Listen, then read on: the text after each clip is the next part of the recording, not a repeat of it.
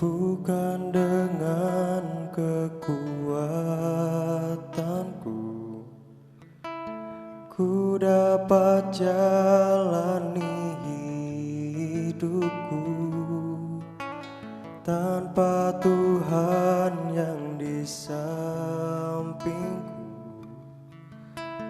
Ku tak mampu sendiri. Engkaulah kuatku yang menopangku. Ku pandang wajah-Mu dan berseru, pertolonganku datang dari-Mu. Peganglah tanganku, jangan lepaskan. Kaulah harapan dalam hidupku.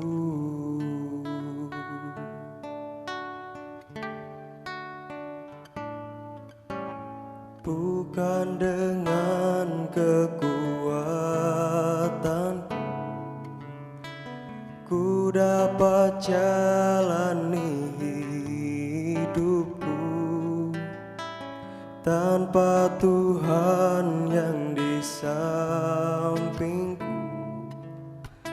Ku tak mampu sendiri. Engkaulah kuatku yang menopangku.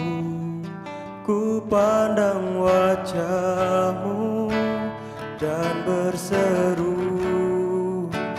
pertolonganku datang dari-Mu. Peganglah tanganku, jangan lepaskan. Kaulah harapan dalam hidup. Ku pandang wajah-Mu, ku pandang wajah-Mu dan berseru, pertolonganku datang dari-Mu.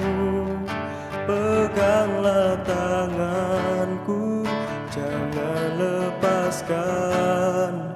Kaulah harapan dalam hidupku. Ku pandang wajah-Mu dan berseru, pertolonganku datang dari-Mu. Peganglah tanganku, jangan lepaskan. Kaulah harapan dalam hidupku. Ku pandang wajah-Mu dan berseru, pertolonganku datang dari-Mu. Peganglah tanganku, jangan lepaskan. Kaulah harapan dalam hidupku. Kaulah harapan dalam hidupku. Kaulah harapan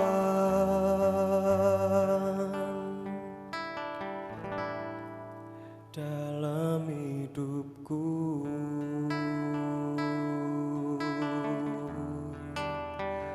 Kau harapan kami,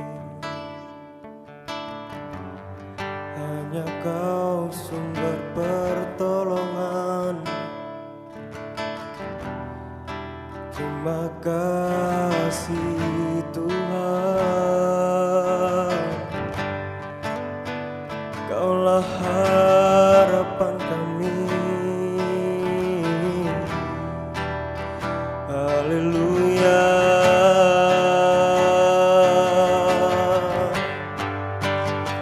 Haleluya.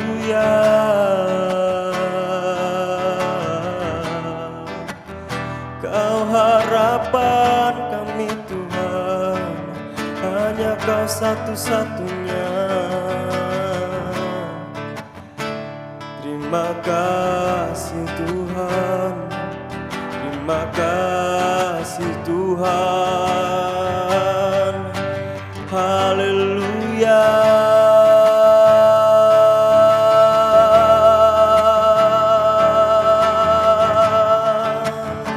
Haleluya. Yesus Tuhan. Haleluya.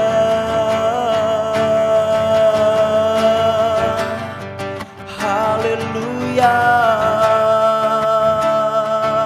Kau sumber pertolongan kami Tuhan, Kau harapan kami Tuhan. Haleluya.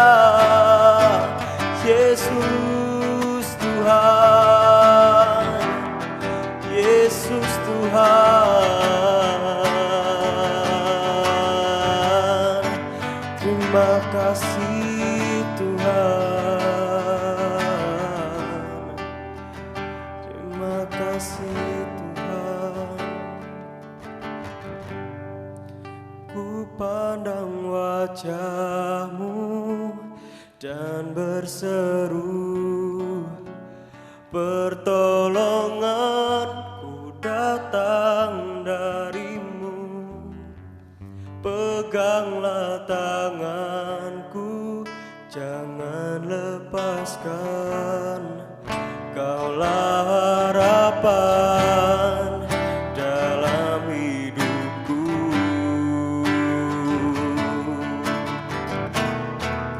Ku pandang wajah-Mu dan berseru, pertolonganku datang dari-Mu. Peganglah tanganku, jangan lepaskan. Kaulah harapan dalam hidupku. Kaulah harapan dalam hidupku. Kaulah harapan dalam hidupku.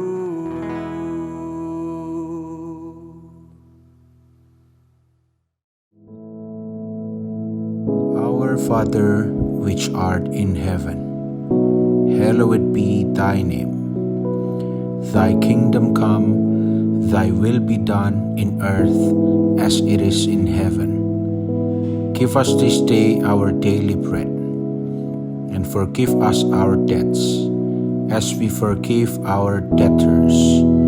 And lead us not into temptation, but deliver us from evil. For thine is the kingdom, and the power, and the glory, forever. Amen.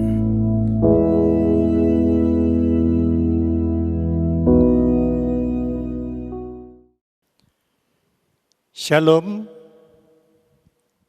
Bapak Ibu jemaat Tuhan yang kekasih.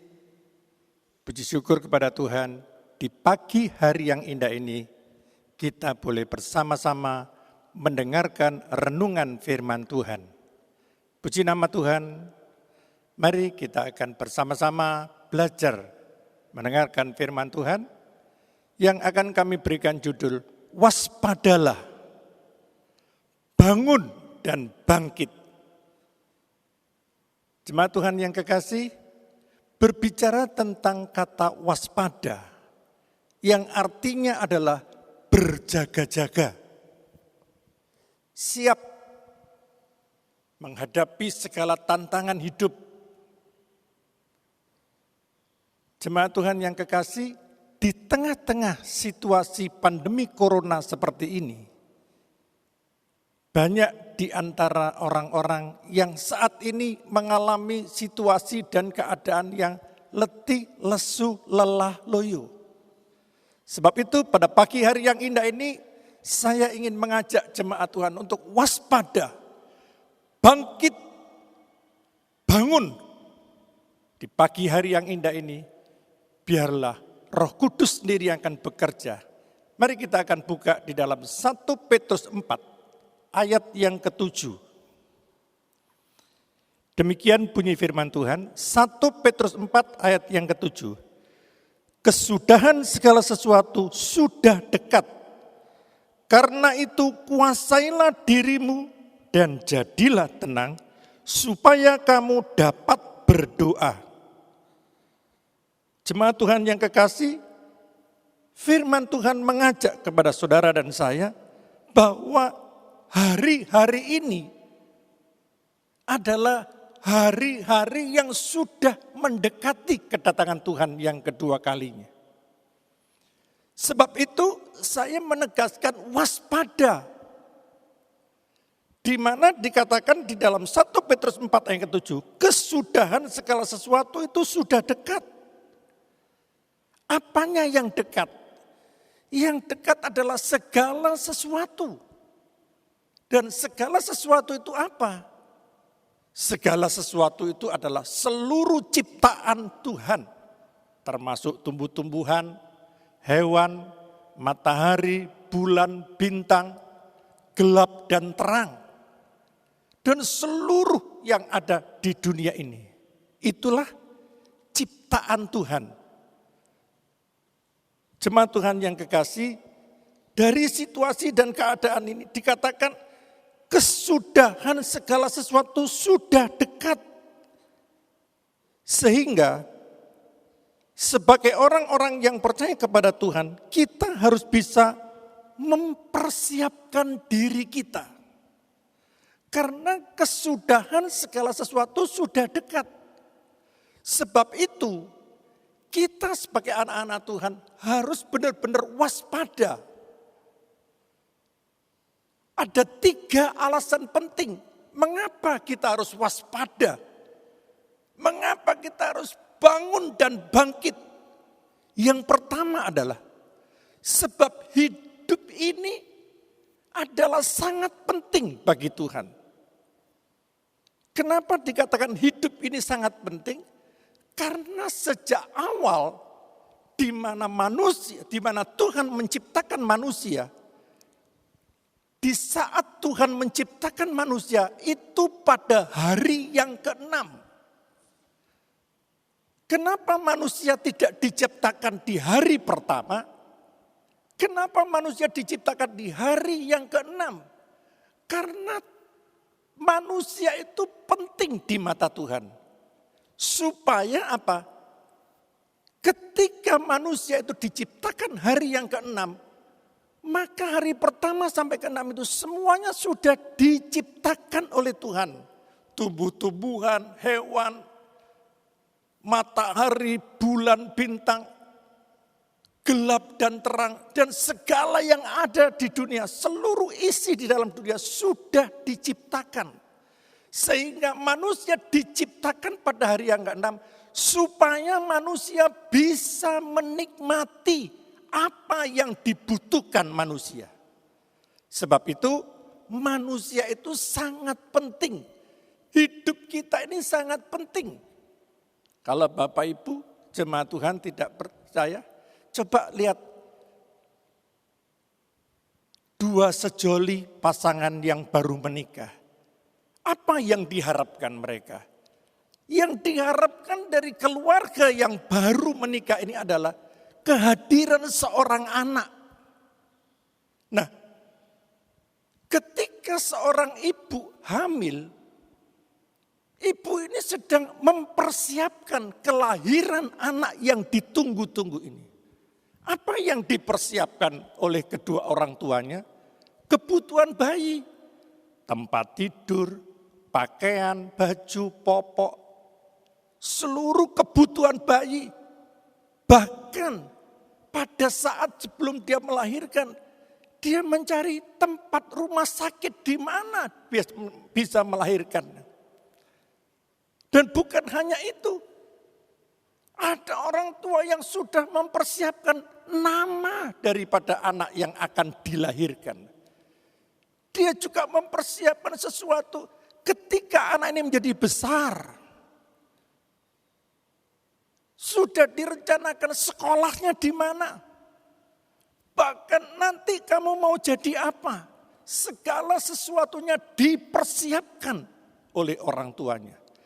Betapa pentingnya kehadiran seorang bayi bagi kedua orang tua. Betapa sedihnya ketika saya melihat situasi dan keadaan dunia di akhir zaman ini. Berapa banyak ibu-ibu yang membuang bayinya begitu saja karena hubungan gelap di luar nikah. Sehingga bayi yang terbuang ini tidak ada yang bertanggung jawab. Dan akhirnya bayi ini diambil oleh seorang suster, dimasukkan dalam satu panti asuhan. Dia tidak mempunyai orang tua asli, orang tua kandung. Yang ada adalah pengasuh daripada panti asuhan. Betapa sedihnya hati Tuhan melihat situasi dan keadaan dunia yang amburadul seperti ini. Berapa banyak anak-anak muda yang terpengaruh dengan kondisi dan keadaan dunia sekarang ini. Sehingga mereka terjadilah kecelakaan hamil di luar pernikahan. Itulah kejadian keadaan di dunia ini. Berarti kehidupan kita adalah benar-benar hidup kita itu sangat penting. Dan yang kedua yang perlu kita perhatikan. Sebab hidup kita ini sangat terbatas. Di dalam Mazmur 90 ayat yang 10 dikatakan. Sebab masa hidup kita ini cuma 70 tahun. Kalau kuat 80 tahun. Dan kebanggaannya adalah kesusahan dan penderitaan. Itulah kehidupan manusia. Kita ini sangat terbatas. Umur manusia juga terbatas. Beberapa waktu yang lalu, dalam situasi dan kondisi pandemi corona, banyak di antara teman-teman saya baru saja ketemu. Saya dengar beberapa waktu yang lalu ketika dia naik pesawat perjalanan ke luar pulau, di rapid test negatif. Ketika dia mau balik ke luar pulau, di swab reaktif. Enggak lama, 3-4 hari di rumah sakit mereka sudah dipanggil Tuhan. Itulah umur manusia. Tidak ada seorang pun yang tahu. Keadaan kita ini sangat terbatas. Umur kita sangat terbatas. Hidup kita juga dibatasi dengan umur. Waktu berjalan begitu cepat. Hidup ini seperti uap yang sebentar kelihatan lalu lenyap. Seperti bunga rumput. Ketika bunga itu mekar dan kena panas sinar matahari, bunga itu layu. Itulah kehidupan kita di dunia ini. Jadi hidup kita ini sangat terbatas. Dan yang terakhir, yang ketiga, di mana hidup kita ini di dalamnya ada mengandung sesuatu yang kekal. Di dalam hidup kita itu tersimpan kekekalan. Kenapa? Ketika Tuhan menciptakan manusia itu terdiri dari tubuh, jiwa, dan roh. Seluruh ciptaan yang ada di dunia ini, baik itu hewan, dia hanya punya tubuh dan dia hanya punya jiwa dan tidak ada roh. Tetapi berbeda dengan ciptaan kita sebagai manusia yang diciptakan oleh Tuhan, serupa dengan gambarnya.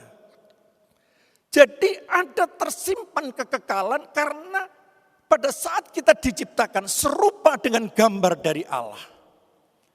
Dan kekekalan inilah yang membawa kehidupan kita semakin mengerti bahwa hidup ini kekal.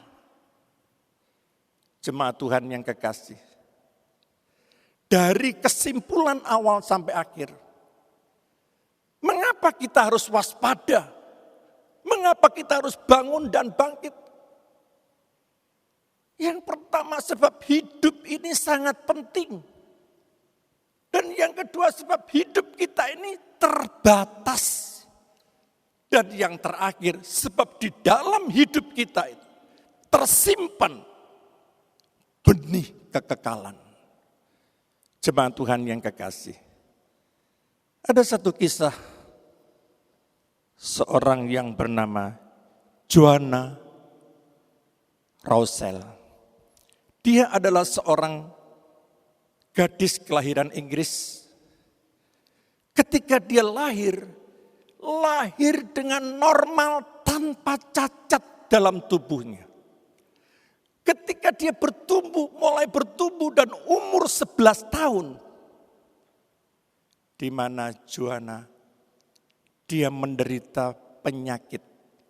Tiba-tiba rambutnya yang tadinya bagus rontok satu persatu. Sehingga dia tidak memiliki lagi yang namanya rambut. Rambutnya habis. Ketika penyakit itu datang, dia mulai membawa ke dokter ibunya. Dan ternyata dokter katakan, penyakit ini jarang terjadi. Penyakit ini namanya alopecia areata, di mana penyakit penuaan diri. Nah, di tengah-tengah situasi rambut yang rontok, mohon maaf, sebagai seorang wanita, rambut adalah mahkota. Saya tidak bisa membayangkan ketika mahkota sesuatu yang diidambakan rontok satu persatu. Maka Joanna Roussel, dia mulai tidak percaya diri lagi. Dia mulai mengurung diri di rumah. Dia tidak berani keluar rumah. Tetapi karena dorongan seorang ibu, dia menunjukkan foto-foto orang-orang yang sukses. Sekalipun rambutnya botak, enggak ada rambutnya. Tetapi dia tampil, dia berani tampil. Satu saat, dia mulai timbul semangat yang baru. Dia mulai belajar bersepeda. Dia mulai berani keluar bersepeda, tapi masih menggunakan wig. Dengan semangat yang baru menggunakan wig, dia mulai belajar bersepeda. Apa yang terjadi, jemaat Tuhan yang kekasih?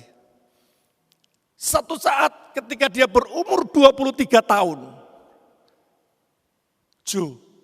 dia bisa memenangkan Olimpiade di tahun 2012.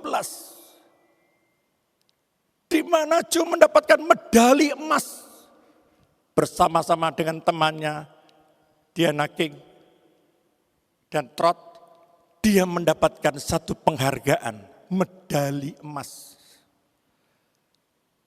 Betapa bangganya sebagai seorang ibu melihat anaknya yang gagal di saat penyakitnya itu muncul. Tapi karena semangat juang yang tidak pernah mau menyerah, dia bangkit dari segala kegagalannya. Dan akhirnya, dia bisa mengharumkan negaranya. Jemaat Tuhan yang kekasih, dari kisah Joanna Roussel ini, kita boleh belajar, sekalipun secara tubuhnya, dia mengalami kegagalan, rambutnya yang rontok. Tetapi semangat juang yang tidak pernah mau menyerah, akhirnya dia bisa berhasil. Demikianlah firman Tuhan yang dapat kami sampaikan. Biarlah renungan firman Tuhan ini boleh menguatkan iman kita. Kalau kita waspada, bangun dan bangkit. Ada 3 hal yang perlu kita perhatikan dari kesimpulan khotbah saya. Sebab hidup kita adalah sangat penting. Bahkan hidup kita ini sangat berharga di mata Tuhan. Dan yang kedua, hidup kita ini terbatas. Dan yang ketiga, sebab dalam kehidupan kita tersimpan satu kekekalan. Dan percayalah, renungan firman Tuhan pagi ini akan menguatkan iman kita. Demikianlah renungan firman Tuhan, mari kita akan berdoa. Bapa yang bertata dalam sorga, kembali kami mengucap syukur dan terima kasih. Kalau Tuhan telah memimpin dari awal pertengahan sampai pada akhirnya, renungan firman ini berjalan dengan baik. Kiranya Tuhan Yesus memberkati. Mari kita angkat kedua tangan kita. Dalam nama Tuhan Yesus, Tuhan memberkati dan melindungi engkau. Tuhan menyinarkan wajahnya kepadamu dan memberikan engkau kasih karunia. Tuhan menghadapkan wajahnya kepadamu dan memberikan engkau damai sejahtera. Dalam nama Tuhan Yesus kami berdoa. Haleluya. Amin.